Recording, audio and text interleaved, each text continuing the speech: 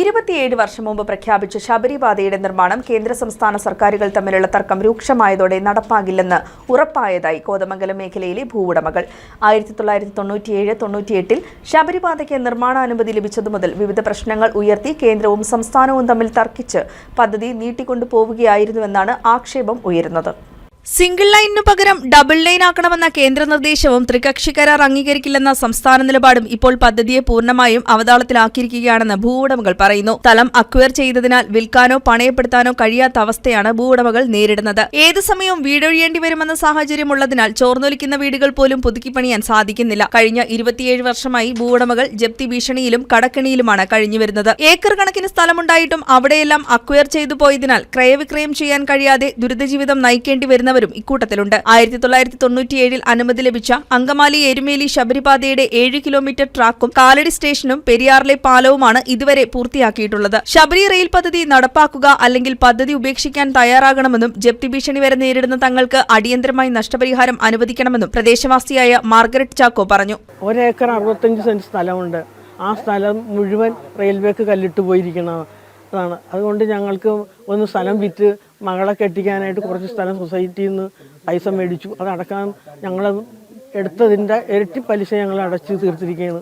ഇപ്പോഴും അവർ ജപ്തിയിൽ വന്നിരിക്കുകയാണ്. മൊത്തം അടച്ച് നിങ്ങൾ പോകണം, അടക്കണം. ഞങ്ങൾ ഇവിടെ നിന്ന് എടുത്തടക്കാനാണ്. 2 പ്രായമായ അമ്മമാരുണ്ട്.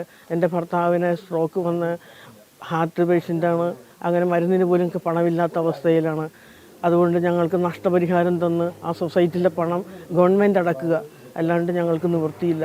ജപ്തിക്ക് വേണ്ടി വരും. ഞങ്ങൾ ജീവിച്ച് മരിച്ചാണ് ഞങ്ങൾ ജീവിച്ചു പോകുന്നത്. ഓരോ ദിവസവും ഞങ്ങൾ കഴിയുന്നത് വേദന തിന്നാണ് ജീവിക്കുന്നത്. പദ്ധതി നടത്തിപ്പുമായി ബന്ധപ്പെട്ട് കേന്ദ്ര സംസ്ഥാന സർക്കാരുകൾ തമ്മിലുള്ള തർക്കം രൂക്ഷമായതോടെ സമീപകാലത്തൊന്നും ഈ പാത വരില്ലെന്ന് വ്യക്തമായെന്നും അതിനാൽ പദ്ധതി ഉപേക്ഷിച്ച് ഇരകളായവർക്ക് നഷ്ടപരിഹാരം നൽകണമെന്നും ആക്ഷൻ കൗൺസിൽ കൺവീനർ ഗോപാലൻ വെണ്ടുവഴി പറഞ്ഞു. 2019 ഈ പ്രോജക്റ്റ് കേന്ദ്ര സർക്കാർ ഫ്രീസ് ചെയ്ത് കളഞ്ഞതാണ്.